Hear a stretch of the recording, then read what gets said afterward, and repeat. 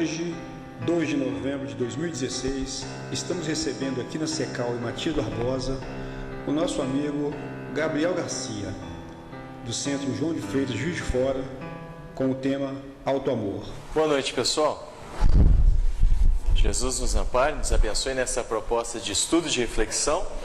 O tema está aí colocado para nós sobre o alto amor. Vou estar me guiando para conduzir as nossas reflexões no Livro dos Espíritos, no Evangelho segundo o Espiritismo. A gente vai ler alguns trechos, vai tecer comentários. Em cima disso, a gente vai desenvolver a nossa proposta de raciocínio na noite de hoje. A escolha desse tema, eu tive refletindo sobre isso nos últimos tempos, mas tem uns 2 anos para cá, comecei a me perguntar, tanto do ponto de vista filosófico, quanto uma abordagem pessoal, propriamente falando, se eu amo quem eu digo amar. É uma questão que coloquei me colocar, ou melhor dizendo, uma questão que se colocou para mim. E comecei a refletir sobre isso. Muitas vezes a gente diz, até com bastante entusiasmo, com bastante força, que a gente ama certas pessoas. Diz isso para essas pessoas, ou isso de alguma forma está forte dentro da gente, etc. Comecei a fazer reflexões nesse sentido. Será que eu amo quem digo amar? Será que existem parâmetros que eu poderia observar para chegar a esse tipo de conclusão? Ou para chegar numa resposta afirmativa sobre isso? E é interessante porque naquilo que se refere aos nossos sentimentos e às nossas emoções, muitas vezes a confusão de palavras está associada à confusão de interpretação, de entendimento sobre aquilo que existe dentro de nós. Boa parte das nossas dificuldades, das nossas confusões, de nós conosco mesmo, de nós nas relações que participamos com as outras pessoas, se relaciona simplesmente ao não entendimento a respeito daquilo que vai dentro de nós, ou dos movimentos internos, psicológicos que existem em nós, que nos lançam a fazer as coisas, que nos lançam a nos relacionar de certa forma, a ter determinados comportamentos ou reações, etc. Então comecei nesse tipo de reflexão, e fui descobrindo que a resposta talvez fosse um pouquinho mais complexa do que eu imaginava a princípio. O exercício de amar outras pessoas vai muito além de simplesmente dizer isso, ou de nós estarmos numa empolgação por certo evento, por certo tipo de ligação, e a gente simplesmente imagina que isso acontece. E algumas vezes acontece de fato amor por outras pessoas e a gente não se dá conta disso. Então, isso faz parte de nós. Mais à frente, esse tipo de reflexão em mim foi avançando no sentido de estou fazendo reflexões sobre o amor na relação com os outros. Mas será que eu me amo? Será que eu posso responder com tranquilidade que amo a mim mesmo? Será que a gente é capaz de encontrar parâmetros, comportamentos que indiquem a existência desse amor de mim para mim mesmo? Quando a gente vai observar certas condutas nossas, comportamentos, diante de situações variadas que a vida toda nos coloca, a gente vai percebendo que nem sempre as nossas ações e as nossas reações são aquelas que nos atendem naquilo que seria o melhor, o mais saudável, o mais adequado para nós. E aí fico pensando, será que quando a gente voluntariamente faz escolhas de ações que nos prejudicam, isso não é sinônimo de desamor? Será que esse gesto não está indicando uma ausência de amor de mim para comigo mesmo? Quando eu trago essas reflexões, minha gente, não quero as colocar aqui no sentido de dramaticidade, no sentido de encenação, de pieguismo. Ai de mim, coitado de mim, eu não tenho valor, eu não me amo. É no sentido da gente parar para pensar de maneira um pouco mais profunda sobre isso. Porque essa discussão tem relevância. Todos os líderes espirituais que nos servem de modelo, de guia, que trazem orientações para nós, todos eles fundamentam a sua ética e a sua moral, por extensão, no exercício de amar. Todos falam sobre isso. Amar é alguma coisa tão sublime que todos aqueles que nos orientam sob o ponto de vista moral, que são as referências de moralidade, são autoridades sobre nós, todos eles são enfáticos ao dizer sobre a necessidade de amar. Então a gente tem que refletir sobre isso.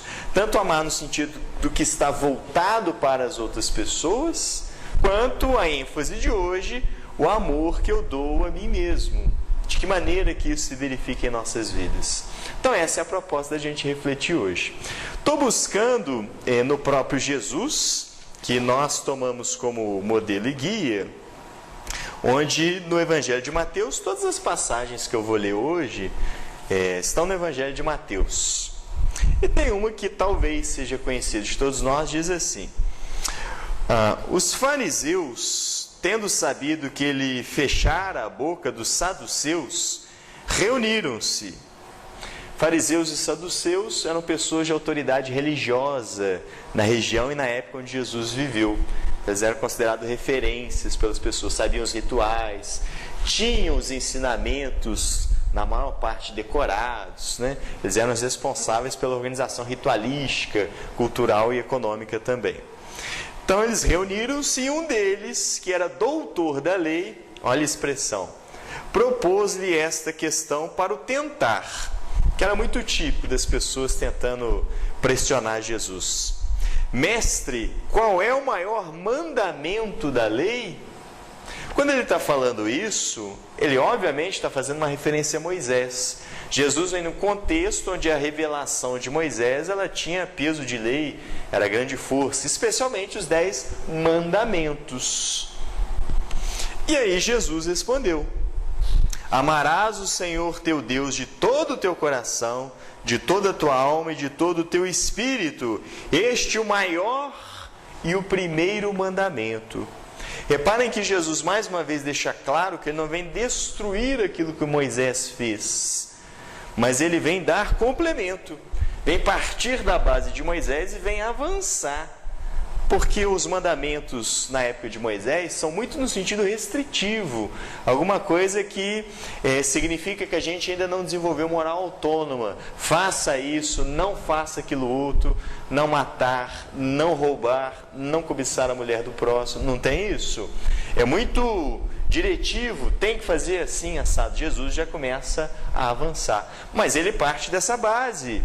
E interessante que toma como base o quê? O amor a Deus sobre todas as coisas. E aqui tendes o segundo, semelhante a esse: amarás o teu próximo como a ti mesmo. Toda a lei e os profetas se acham contidos nesses 2 mandamentos. O mandamento, sob o ponto de vista moral, religioso, é uma máxima na qual todos nós devemos praticar para desenvolvermos as nossas virtudes e progressivamente sermos mais felizes e mais pacificados. Jesus está dizendo que toda a lei e os profetas estão resumidos, sintetizados no exercício do amor.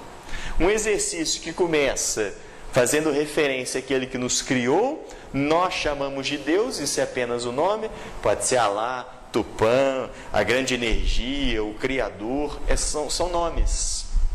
O importante é a ideia, a nossa origem, que é de um poder que nos transcende, que tem toda a capacidade, que está presente em todo o universo, etc, etc.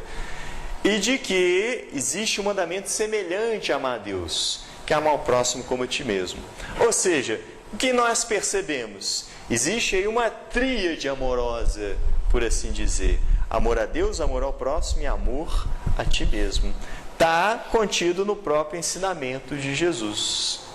Ora, mas a gente vai percebendo, quando o mestre diz que uma coisa é semelhante à outra, de que nós não podemos chegar àquilo que é invisível, por assim dizer, que nós chamamos de Deus, sem passar pela ponte que é o próximo. Somos uns aos outros. Mas que eu não vou amar ao próximo se não passar por mim mesmo esse amor. Porque o amor que tenho é o amor que dou. Então há uma necessidade de que eu ame a mim mesmo, porque isso vai qualificar também como eu amo ao próximo, e desse modo, progressivamente, a gente vai atingindo o amor a Deus, que é a culminância do nosso processo progressivo, mas passa por amar a nós mesmos. Claro que, à medida que nós estamos inseridos numa sociedade, com seus valores, a sua cultura, especialmente hoje, onde há uma postura narcisista, de exibição de si mesmo, de superexibição através da internet, é fácil confundir a ideia de amar a si mesmo com a ideia de autoestima, com a ideia de egoísmo. E a gente vai discutir isso um pouco na noite de hoje. Mas Jesus está falando de amor. Amar a mim mesmo. Então a gente parte desse princípio. O próprio Jesus nos convida que a gente tem que se amar. E isso implica na qualidade do amor que oferecemos aos outros, que vai nos fazer chegar de maneira mais íntima, mais profunda ao nosso próprio Criador. Vejam vocês, está tudo interligado. A qualidade das nossas relações diz muito respeito também à qualidade de como nós tratamos o nosso próprio universo interior, como lidamos com os nossos sentimentos, com os nossos conflitos. Se nós somos rigorosos, por exemplo, com outras pessoas, em relação a erros que possam cometer, provavelmente isso indica também que nós, com as nossas próprias fragilidades, nós sejamos rigorosos também. É muito habitual que a gente apresente nas relações com os outros comportamentos e características tipicamente que nós exercemos com relação a nós mesmos. Então, quando a gente fala de amar a nós, estamos falando também de como nós amamos as pessoas com as quais nós convivemos. Tudo está interligado. Buscamos então o Livro dos Espíritos para descobrir as bases desse auto-amor, porque verificamos na orientação do próprio Jesus, nosso modelo e guia, de que há necessidade de amar a mim mesmo, como um processo semelhante de amar as outras pessoas. Onde, no entanto, encontrar os fundamentos deste auto-amor? Recorremos ao Livro dos Espíritos, obra fundamental da doutrina espírita, fundamental no sentido de fundante, o que deu origem à doutrina espírita, e fundamental no sentido de relevante, de importante. Kardec faz mais de 1000 perguntas aos espíritos, e na pergunta 963 ele indaga o seguinte: Deus se ocupa pessoalmente de cada homem? Ele não é muito grande, nós muito pequenos, para que cada indivíduo em particular tenha alguma importância aos seus olhos? Já fizeram essa pergunta alguma vez na vida? Já fez? Eu acho que é esperado quando a gente alimenta alguma ideia sobre Deus, que leva a pensar sobre justiça, que leva a pensar sobre cuidados divinos, especialmente quando a gente está nas experiências de sofrimento. Eu acho que é natural da gente chegar por essa circunstância a pensar: será que Deus se ocupa pessoalmente de cada homem? Então, Allan Kardec parece que percebeu o arquétipo inconsciente coletivo e lançou essa pergunta. E os espíritos dão uma resposta muito direta. Deus se ocupa de todos os seres que criou, por menores que sejam. Nada é muito pequeno para a sua bondade. Olha a resposta. Kardec está perguntando sobre homens. Se Deus se ocupa pessoalmente de cada homem. Resposta dos Espíritos: Deus se ocupa de todos os seres que criou. Então está alargando isso ainda mais. Tudo aquilo que é vivo, que possui algum tipo de alma, sendo bem elástico no entendimento dessa palavra, Deus se ocupa de tudo que está vivo, de todos os seres que criou. Isso nos inclui.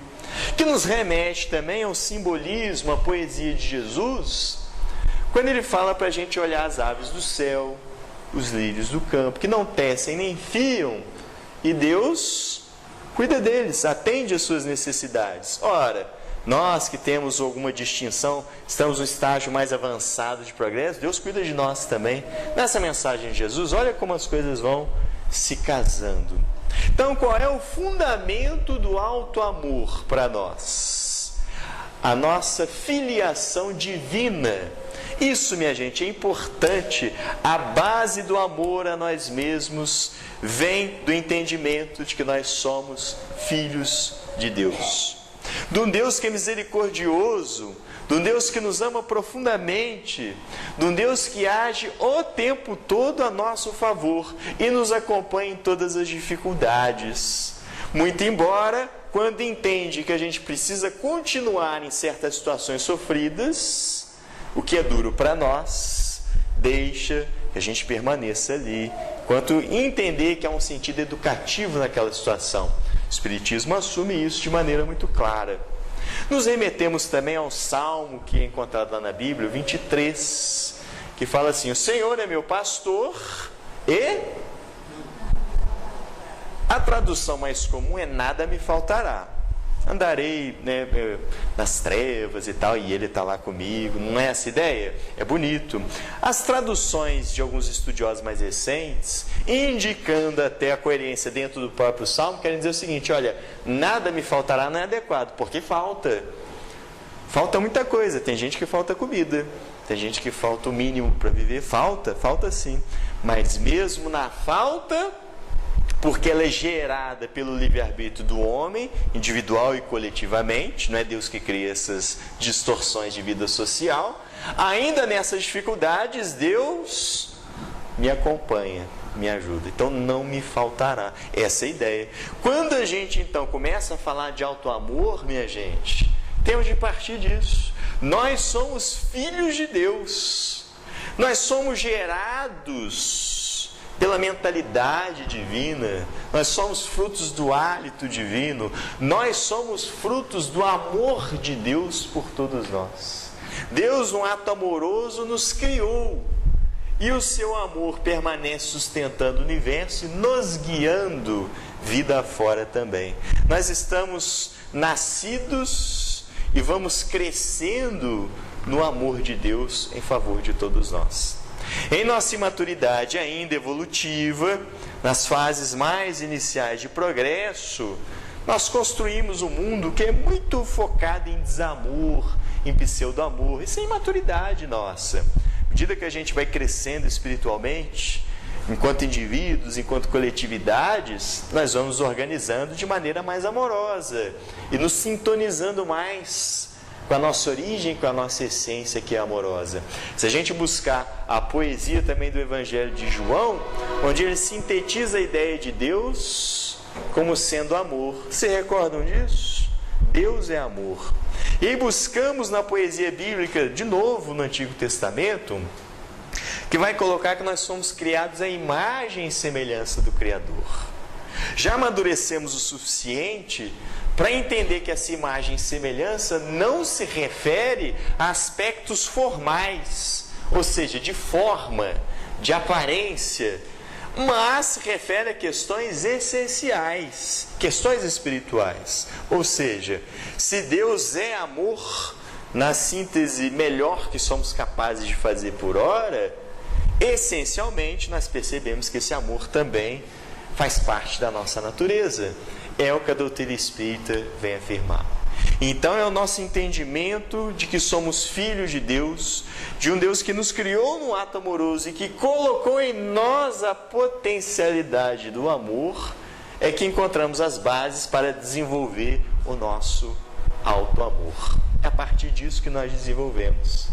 Veja o que é interessante, muitas vezes a gente pode se encontrar na vida, por causa das dificuldades, achar que a gente não tem valor, achar que a gente não tem méritos, achar que a gente não tem serventia na vida, ou de que a gente não nasceu para ser feliz.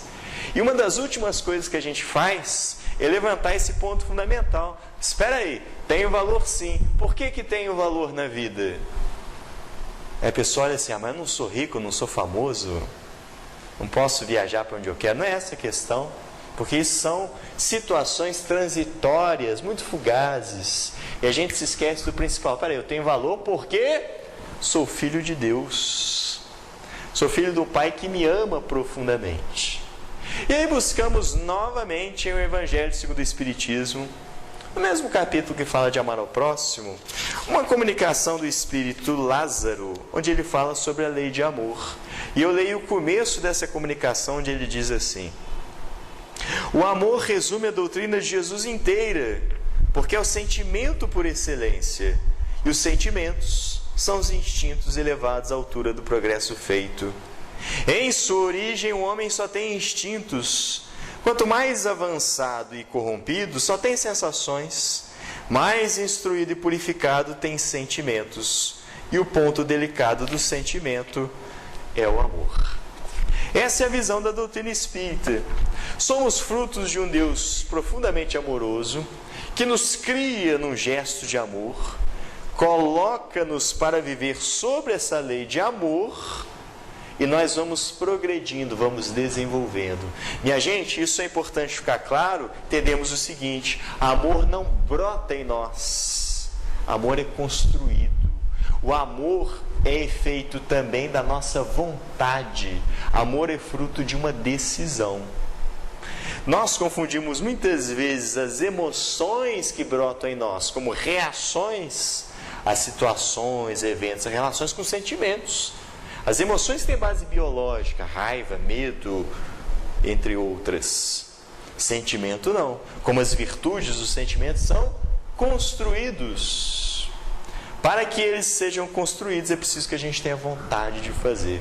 Então nós estamos falando, usando o linguajar filosófico e poético de Leon Denis, autor espírita dos mais consagrados e dos mais importantes, na sua obra, talvez a sua principal, Problema do Ser, do Destino e da Dor, onde ele vem falar das potências da alma.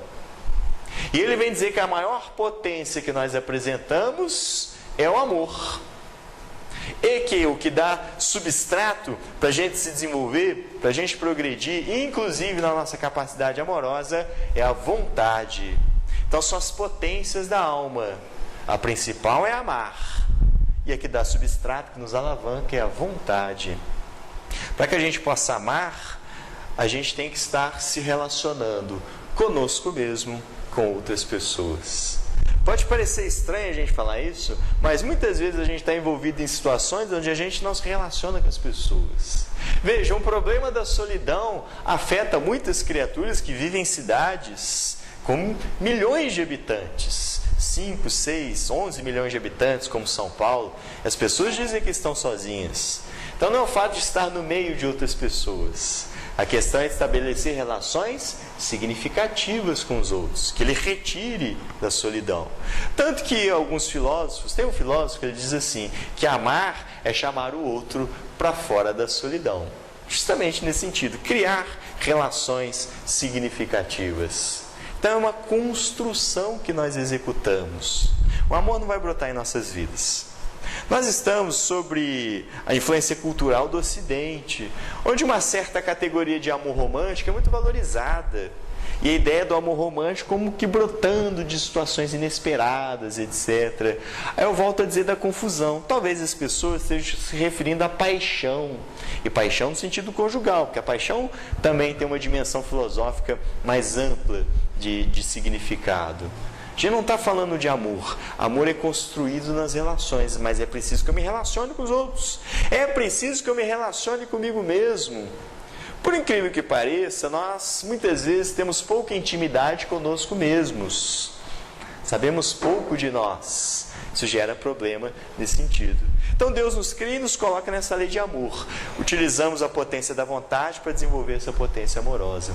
Quando nós observamos sujeitos que amam com extrema facilidade, esses sujeitos não foram tocados divinamente como eleitos, como especiais. Tipo, vai lá, Tereza, é você vai ser a amorosa aqui do grupo.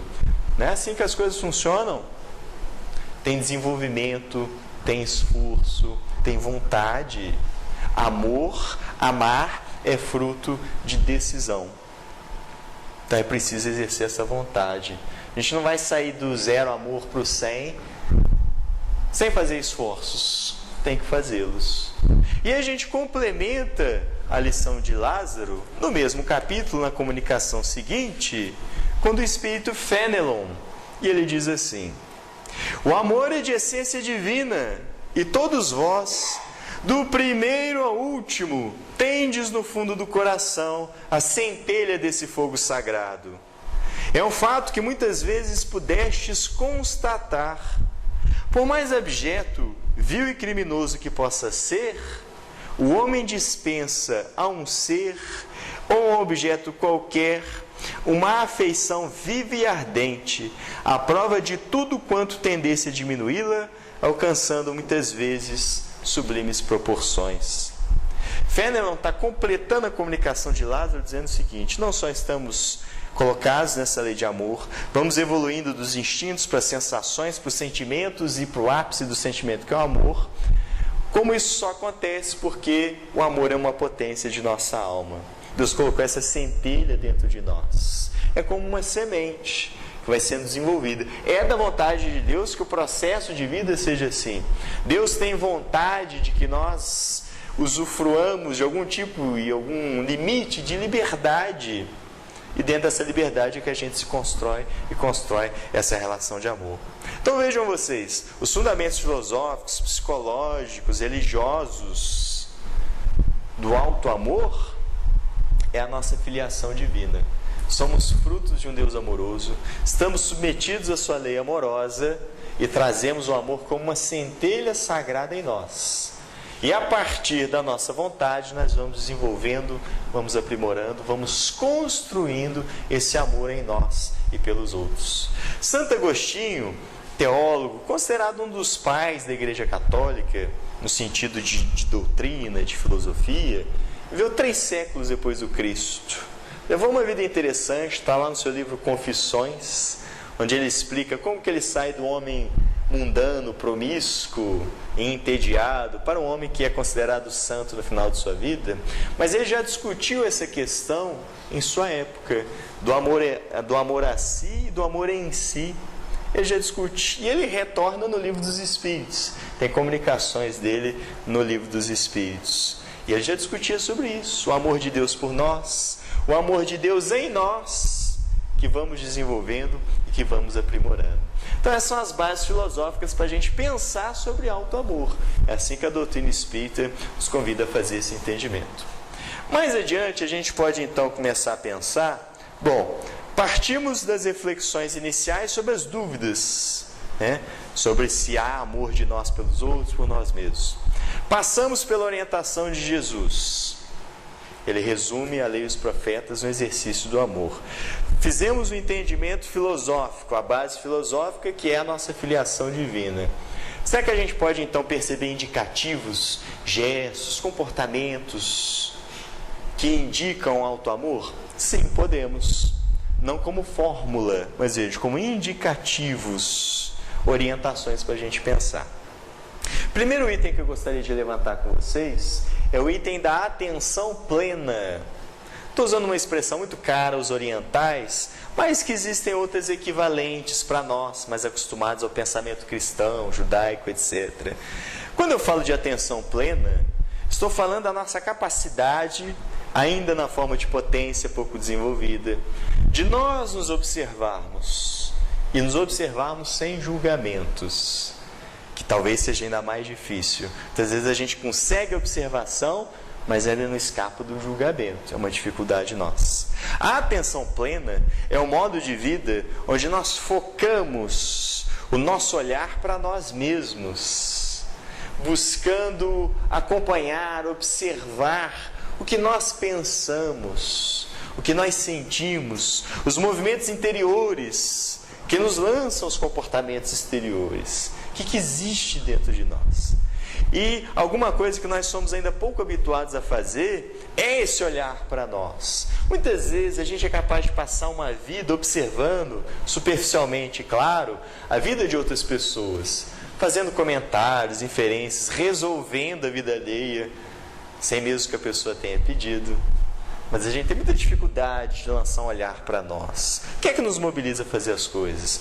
Por exemplo, quando nós estamos em situações difíceis, apresentamos certas emoções inadequadas, ou sentimentos de natureza inferior, muitas vezes ou a gente não percebe esse sentimento em nós, ou tendo alguma forma de percepção, a gente quer negá-los, mascará-los com as máscaras do ego. É difícil admitir, por exemplo, que estou sentindo inveja em certa circunstância. Porque se existe um pecado que é envergonhado, esse é a inveja, que vai andar com a cobiça, né? São coisas que se aproximam. Então muitas vezes a gente tem essa dificuldade. Muitas vezes alguém vai me dizer que eu sou um sujeito avarento, Ou no mineirês, pão duro, não é assim?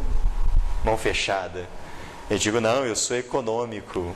A dificuldade, o mascaramento daquilo que nós sentimos. Por isso que eu insisto, a atenção plena passa por essa observação e pela nomeação. Dar nomes àquilo que a gente sente. Quanto mais preciso a gente for, melhor para a gente se entender. O que é isso que eu estou sentindo? É inveja? É cobiça? Essa emoção é raiva que eu estou alimentando? Ou isso é alegria? Isso é felicidade? Ou isso é dor? E por aí vai. Atenção plena para que a gente possa se amar. Qual é o sujeito do amor? Amar pede sujeitos. O sujeito que ama e o sujeito que recebe esse amor. Ora, se eu pretendo me amar, como amar aquilo que desconheço? Não falamos que o amor a Deus passa primeiro por aquilo que nós conhecemos, que somos uns aos outros? Amar a mim mesmo pede o mínimo de entendimento sobre mim mesmo. Quais são as características principais do meu comportamento? Qual é o meu temperamento? De que maneira que eu ajo? As minhas reações mais típicas. Vejam, o Espiritismo gosta de chamar isso de autoconhecimento. Há uma necessidade de nós fazermos isso. Portanto, o indicativo de que a gente se ama é quando a gente está vivendo em atenção plena. É quando a gente começa a transitar da situação de inconsciência a nosso próprio respeito e começamos a viver e agir mais conscientes sobre os nossos pensamentos, os nossos sentimentos, o que é que nos mobiliza, por que a gente faz o que faz, por que a gente não faz o que não faz. E por aí vai, a gente começa a adquirir uma consciência maior sobre nós. Veja, em boa parte das nossas vidas, e quando aqui eu falo em vida, não estou me restringindo a essa encarnação, mas englobando essa e as anteriores que já atravessamos, em boa parte das nossas vidas nós vivemos de maneira inconsciente. Um dos papéis do Mestre Jesus também é esse, nos convidar a uma vida que seja mais consciente. Porque o indivíduo que não está consciente de si é um indivíduo que tem limitações grandes para se amar. O amor, minha gente, é um processo inclusivo por excelência. Eu amo todo daquela pessoa. A gente não ama apesar de. Embora, às vezes na vida a gente falha essas coisas, né? Eu amo fulano apesar dessas coisas. A gente ama porque ama. O motivo de amar é ele mesmo, é um motivo autossuficiente. O amor inclui os outros. Como é que a gente aprende a amar? Aí o poeta Drummond já nos resumiu também. Amar se aprende amando. Não tem alternativa. É no exercício que a gente vai aprendendo essas coisas, não é? E esse exercício parte da autoconsciência, do autoconhecimento. Kardec abordou isso no Livro dos Espíritos. Para aqueles que estão mais familiarizados com essa obra, ou que já assistiram pelo menos 10 palestras, provavelmente ouviram essa questão, 919 do Livro dos Espíritos. Teresa já escutou uma ou duas vezes ali. E diz assim, Kardec: qual é o meio prático mais eficaz para se melhorar nessa vida e resistir aos arrastamentos do mal? Ora, se eu desejo melhorar-me e resistir aos arrastamentos do mal, isso é indicativo de auto-amor, concorda? Quem se ama busca melhorar-se. Quem se ama busca resistir aos arrastamentos do mal. Não o mal externo, ok, minha gente? As tendências negativas, as nossas próprias inclinações negativas, que nos levam a ações que têm consequências ruins. Só que Kardec está perguntando, eu quero um mecanismo prático. E a resposta dos Espíritos: um sábio da antiguidade vos disse, conhece-te a ti mesmo. Ele faz uma referência ao filósofo Sócrates. Quem tiver interesse em fazer leituras sobre ele, vale a pena. Sócrates, como Jesus, como Buda, não escreveu nada. O que a gente sabe dele foram os discípulos que escreveram. No caso de Sócrates foi Platão. Tem diálogos maravilhosos de Sócrates, sobre tudo que você imaginar de importante na nossa vida, Sócrates debateu. A tal ponto que ele é considerado, na introdução do Evangelho segundo o Espiritismo, como um dos precursores da doutrina espírita, por causa da sua doutrina imortalista, dos seus ideais avançados de amor, de beleza, de ética, etc. Ele está fazendo uma referência a Sócrates, e na verdade Sócrates não chega a dizer essa máxima, mas isso é no oráculo que ele frequentava, o que hoje nós chamamos de médiums, né? E no portal estava escrito assim: conhece-te a ti mesmo e conhecerás todo o universo, oráculo de Delfos. Mas Allan Kardec faz a pergunta óbvia: compreendemos toda a sabedoria dessa máxima, porém a dificuldade está precisamente em se conhecer a si mesmo. Qual é o meio de o conseguir? Kardec atinge o ponto delicado da questão. Claro, reconhecemos, olha, o autoconhecimento dá base para que eu melhore. Então, para que eu me ame, eu parto do conhecimento de mim mesmo, essa atenção plena, essa observação de mim mesmo. Mas como fazer isso? Aí vem uma resposta que é cumprida, eu sugiro, recomendo, indico que vocês leiam particularmente, que é uma dissertação, texto mais longo, do Espírito Santo Agostinho, onde ele narra a sua própria experiência para nos servir de exemplo. Mas quando observamos as falas de Agostinho no Livro dos Espíritos, com outros líderes espirituais, em outros livros, outras obras, que falam do processo de autoconhecimento, a gente percebe muitas semelhanças. Basicamente ele fala o quê? Fazei como eu fazia quando estava vivo entre vós. Toda noite, antes de dormir, passava em revista todos os atos, todas as ações do meu dia. Analisava se considerava certo, errado. Me propunha no dia seguinte a corrigir aquilo que eu mesmo classificava como inadequado. Me colocava questões claras sobre as minhas ações, sobre os meus sentimentos. E ele diz que assim, pouco a pouco, ele conseguiu sua melhoria. Vejam, Agostinho levava uma vida promíscua, mundana, por assim dizer. É um indivíduo que entrou num processo tal de autoconhecimento que mais à frente é reconhecido por ser tão virtuoso que é chamado de santo. Ora, como é que um indivíduo consegue uma coisa dessas?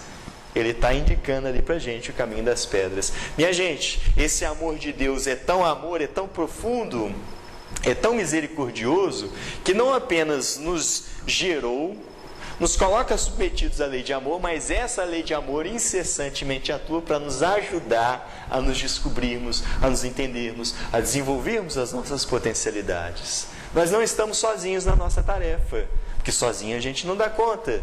Então a gente busca esses grandes líderes, a inspiração, a orientação mais imediata para a gente saber como se conduzir.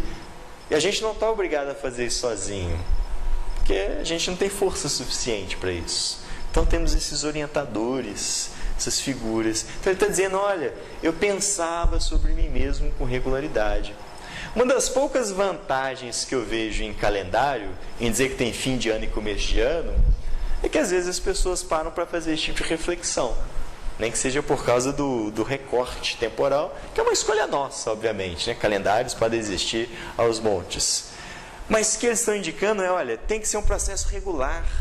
Quanto mais regular for, quanto mais habituado a gente estiver a nos observarmos, a buscar nos entender e a perder o medo de nos fazer perguntas, de descobrir as nossas sombras, ou o que está na nossa sombra, eu estou usando termos que alguns psicólogos gostam, descobrir o que tem na nossa sombra. É assim que a gente se descobre que a gente se ama, porque o amor é alguma coisa inclusiva. A gente se ama, a gente deve buscar se amar com tudo que a gente traz dentro de nós, com as poucas virtudes que já começamos a desenvolver, com as nossas fragilidades, com os nossos erros. A gente não pode perder essa noção de valor. Amor é inclusivo. Eu me amo, com todas as minhas dificuldades, com as minhas fragilidades, eu me amo. Gosto de mim, eu cuido de mim, busco melhorar-me. Mas para isso é preciso esforço, vontade. E aí a questão 909, Allan Kardec trabalhou isso. O homem poderia sempre vencer suas más tendências pelos seus esforços? Vejam que Kardec também vai direcionando as coisas de maneira muito clara. Ele não está falando de Deus, de repente, fazer alguma coisa, espíritos. Não, o homem é capaz pelos seus esforços. Olha o que os espíritos dizem. Sim, e algumas vezes, por fracos esforços, é a vontade que lhe falta. Ah, quão poucos dentre vós fazem esforços. Ainda são mal criados com a gente, vocês podem ver, né? Quão pouco de nós fazemos esforço. Vejam, a doutrina espírita está falando de fazer esforço para melhorar-me. Não é um discurso tolo de eu quero, eu posso, voltado para as coisas exteriores. Ah, eu quero ser milionário, vou conseguir simplesmente porque eu tenho vontade. Vontade resolve. É mentira, balela. O espiritismo está falando da vontade, sim, mas uma vontade de querer é poder, voltada para o nosso universo interior, para aquilo que eu sinto, para aquilo que eu penso, para desenvolver as minhas potências, para desenvolver o meu amor por mim mesmo, por outras pessoas. Aí sim, a vontade resolve. Resolve para a gente superar as nossas más inclinações, os nossos vícios. Quantas vezes a gente não percebe isso? A gente tem um hábito ruim. Algumas vezes a gente faz um pouco de esforço, a gente consegue, a gente não supera ele completamente, mas a gente consegue restringi-lo, não fazê-lo em alguma circunstância. A gente não vê isso? Quando eu tenho vontade, eu sou capaz de fazer essas coisas em mim. Nos outros, não. Game dos outros. Então, são reflexões que a gente tem que fazer. Primeiro ponto, então, desse auto-amor, atenção plena. Segundo ponto que a gente deve considerar, gentileza consigo mesmo. Vejam que no item anterior a gente não falou de autoestima, repararam? A gente não falou de egoísmo. Egoísmo é atender os próprios desejos. Desejos nem sempre são nossas necessidades. Egoísmo é antes eu, depois os outros. O amor a mim mesmo é eu com os outros. O nós é mais importante do que o eu. A autoestima é alguma coisa que depende das circunstâncias. Uma hora eu posso me achar bonito, outra hora eu posso me achar desgraçadamente feio. Uma hora acho que estou bem porque sou magro, outra hora acho que estou mal porque sou gordo, ou porque sou velho, porque tem ruga. Já viram isso? A autoestima é alguma coisa, vai e volta, vai e volta. A gente não pode ficar dependendo disso. O amor não, o amor está presente o tempo todo. Se a gente é magro, gordo, na saúde, na doença, a gente se ama. E pronto, e acabou. Em todas as circunstâncias. A autoestima não é alguma coisa que varia. Tanto que a ênfase na autoestima acaba gerando pessoas mimadas, infantis. Porque acham que precisam ser adubadas, bajuladas o tempo todo para manter alguma coisa. Auto-amor não. Não é uma coisa de privilégio, não é uma coisa de exceção. Mas é uma coisa de melhorar-me. Ser gentil conosco mesmo. O segundo ponto que a gente tem que considerar. Nós somos criados numa mentalidade, numa cultura que é muito baseada na cobrança, no sentido moral, na cobrança, na exigência, na severidade, na culpa. Qual é o resultado disso? Não funciona. Nós passamos séculos sob o jugo de religiões tradicionais que foram muito severas na ideia de pecado, na ideia de inferno, na ideia de temer a Deus. Qual é o resultado disso para o avanço moral da humanidade? Nulo. Ninguém faz as coisas obrigado no medo e na culpa. Pode até fazer, externamente, mas não é um movimento interior. Quando acabar a circunstância externa, a pessoa deixa de fazer. Não é um movimento dela.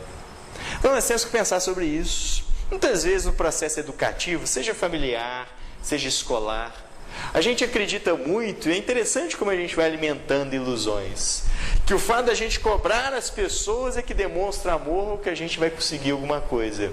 Ilusão da nossa parte. Basta a gente ter sob a tutela filhos, enteados, alunos, qualquer coisa. No que se refere a comportamento, que se refere a moral, a cobrança simplesmente não funciona. Rigorosidade, severidade, não funciona. Mas a gente foi criado nesse mecanismo de culpa, de medo, tanto que muitas pessoas, se bobear, foram criadas ouvindo o quê? Que a gente tem que ser temente a Deus. Não, Deus é amor. Por que eu vou temer um pai que é profundamente amoroso? Medo nenhum. A gente tem que se entregar, nadar de braçada em Deus, confiar nele, porque Ele quer o melhor para nós. Não tem medo nenhum, não. Medo que a gente deve ter só daquilo que a gente ainda é capaz de fazer de mal para nós mesmos. porque aí a gente se prejudica. Ser gentil conosco mesmo. A gentileza não é alguma coisa importante do dia a dia? Ora, se a gente enfatiza a necessidade de um mundo onde a gente seja mais gentil com os outros, o que a gente está discutindo desde o início? Amar aos outros, em grande medida, implica a qualidade do amor que eu ofereço a mim mesmo. Ora, eu preciso ser gentil comigo mesmo.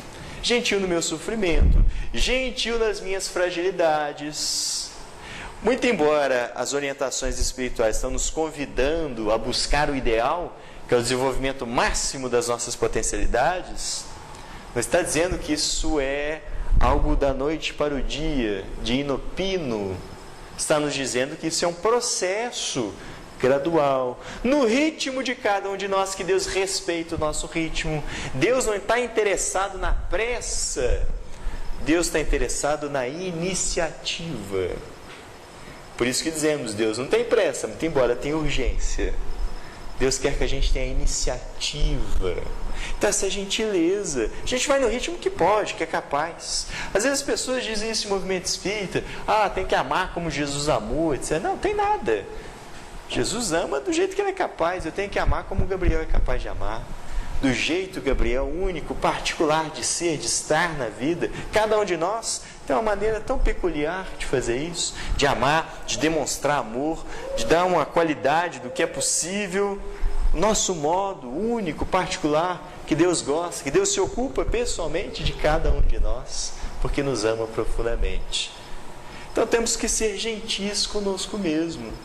Vejam, não é Jesus que nos orienta, uma vez mais ele, com relação a isso: fazei aos homens o que gostaríeis que eles vos fizessem, pois é nisto que consistem a lei e os profetas. Isso é atribuído a Jesus. Ora, a gente não está falando de ser gentil com o outro. Por que eu vou ser gentil com o outro? Porque se eu gostaria que ele me fizesse. E a gente pode completar por extensão aquilo que eu gostaria de fazer a mim mesmo. A gente tem intuição disso. Quando nós temos os nossos filhos, por exemplo, a gente entende isso, embora ainda não seja a relação de si consigo mesmo.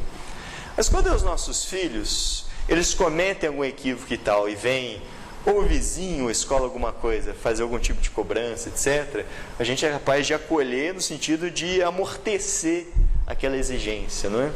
Que muitas vezes não acontece quando é o filho do outro. Já repararam isso?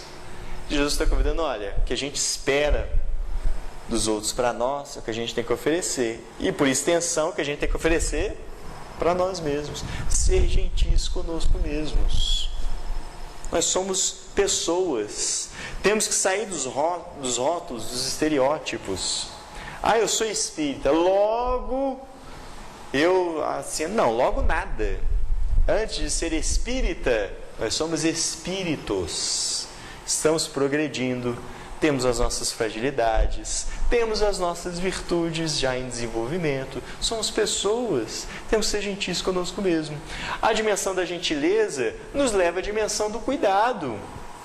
É preciso nos cuidarmos, o que implica em cuidados da vida material, porque estamos, os que eu enxergo aqui, temporariamente reencarnados, que implica em cuidados de vida social, que implica em cuidados de vida mental, de sentimentos, de relações.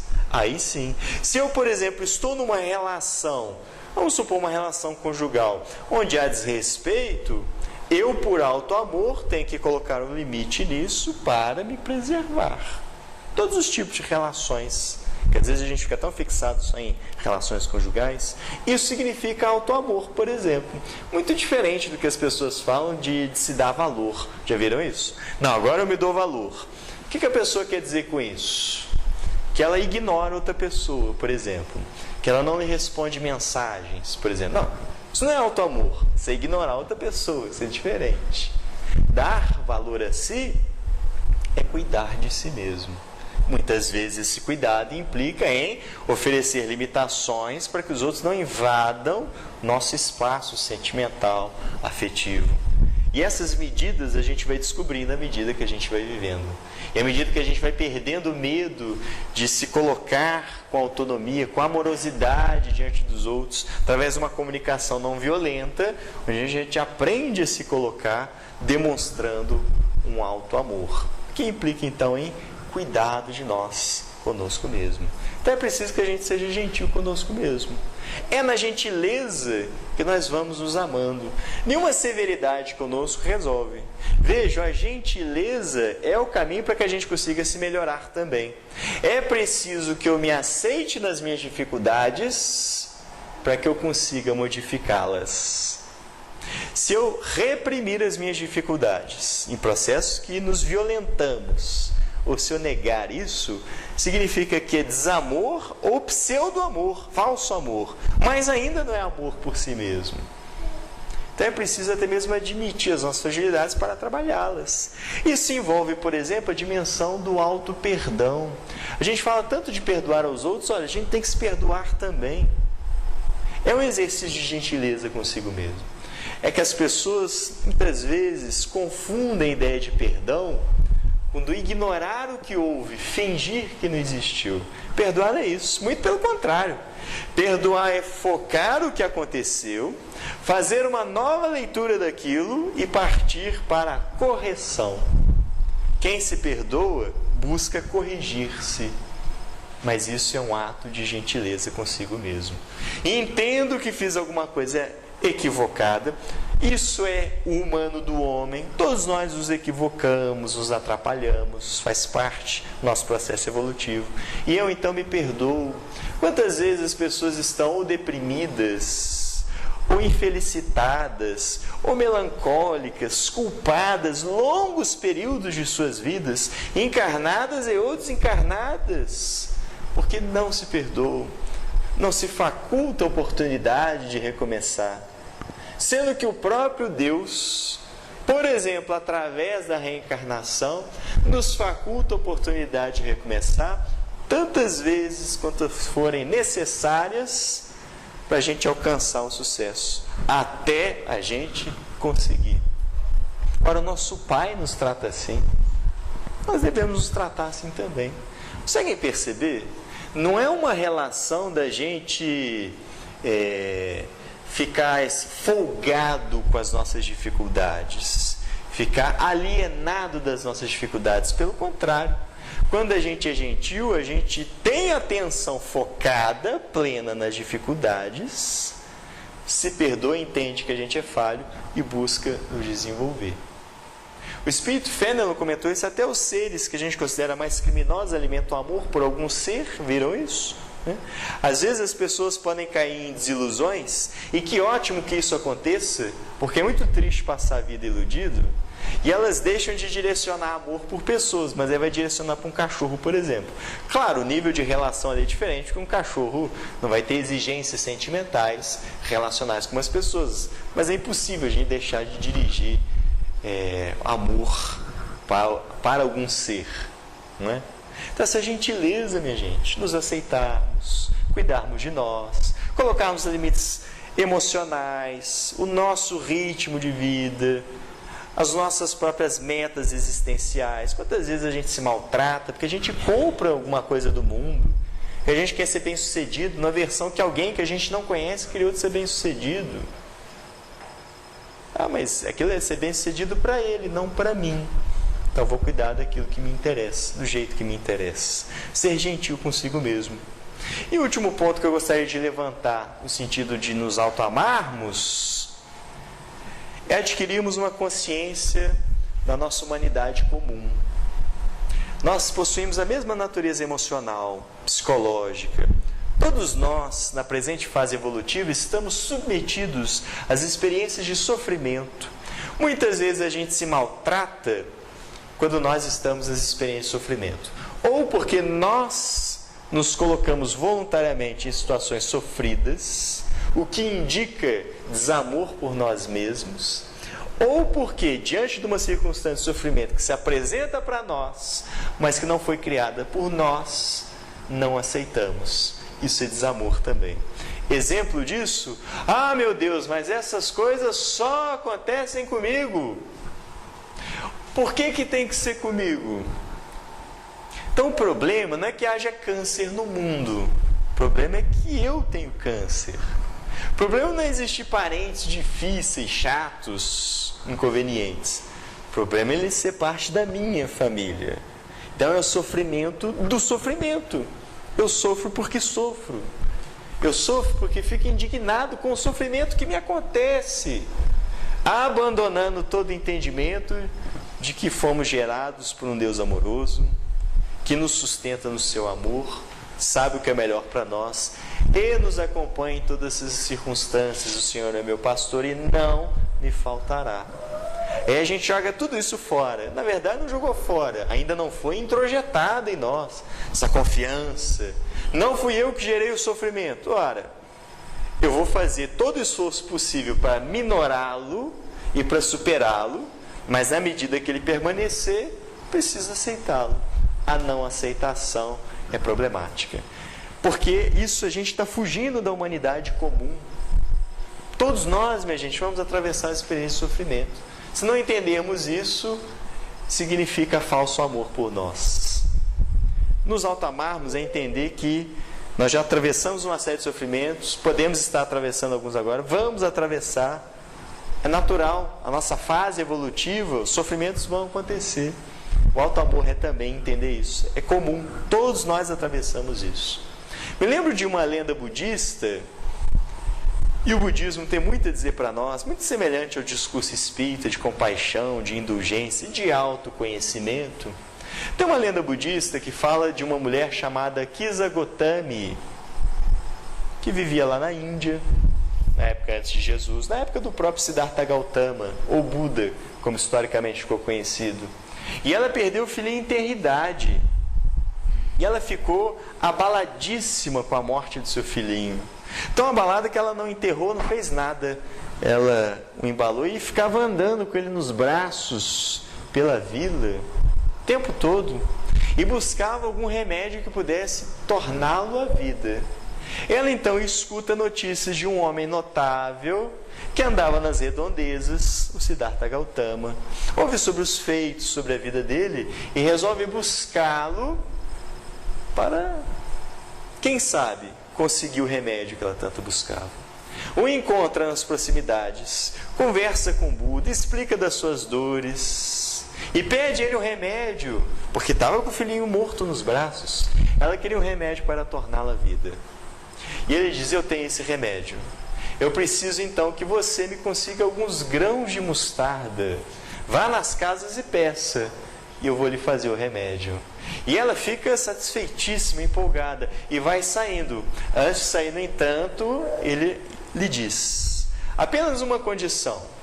É preciso que você consiga essas sementes em casa onde não tenha havido morte, nem de pai, nem de filho, nem de parente, nem de servo. Se você achar alguma casa assim, pega as sementes. E ela sai nessa tarefa empenhada. Em todas as casas que ela vai batendo e vai conversando, ela consegue os grãos. Mas quando ela explica a condição, as pessoas lhe diziam: então não será possível, que já morreu um servidor, aqui morreu um pai, aqui morreu uma mãe. E depois de algumas casas, ela começa a fazer uma reflexão e entende de fato que o Buda lhe ofertara o remédio que ela estava precisando. Porque ela cai em si, cai na consciência de que o sofrimento que ela atravessava da perda de alguém muito querido não era particular dela. Todas as pessoas atravessavam isso. Que a dificuldade dela era da aceitação disso daí. Então, nos amarmos, minha gente, passa por esse entendimento da nossa humanidade comum. Somos pessoas, temos nossos sofrimentos, Deus continua olhando por nós. Não lemos isso na primeira questão do Livro dos Espíritos? Deus se ocupa pessoalmente de cada um de nós. Deus sabe o que está acontecendo. Então, fizemos todo o esforço. Não resolveu? Entrega naquele que pode, naquele que sabe o que faz. Entrega para Deus. É uma entrega responsável, porque está além dos limites daquilo que a gente é capaz de fazer. Todos os recursos da medicina foram usados numa doença. Ora, adiante disso, são os recursos divinos. Outros, porque a medicina não deixa de ser um recurso do próprio Deus a nosso favor. Então, esse entendimento da humanidade comum é o exercício de nos auto-amarmos. Todos nós temos essa potência em nós, temos essa capacidade. E para que a gente possa nos construirmos como pessoas mais felizes, mais envolvidas nesse projeto de Deus para cada um de nós, minha gente, preciso que a gente considere isso, que a gente se ame. Não baseado em coisas superficiais, falsas, não é no exibicionismo, não é na opinião dos outros, não é na valorização dos outros, mas é no entendimento inicial da nossa filiação divina. Fomos criados por um Deus amoroso, que plantou esse amor como potência dentro de nós, que aprimoramos, que desenvolvemos à medida em que vivemos as nossas experiências progressivas. E esse auto-amor implica em quê? Ou precisa de também atenção plena, gentileza consigo mesmo e o entendimento da nossa humanidade comum. O próprio Jesus fala sobre isso. Bem-aventurados os que choram, porque serão consolados. Bem-aventurados os que têm sede e fome de justiça, porque serão saciados.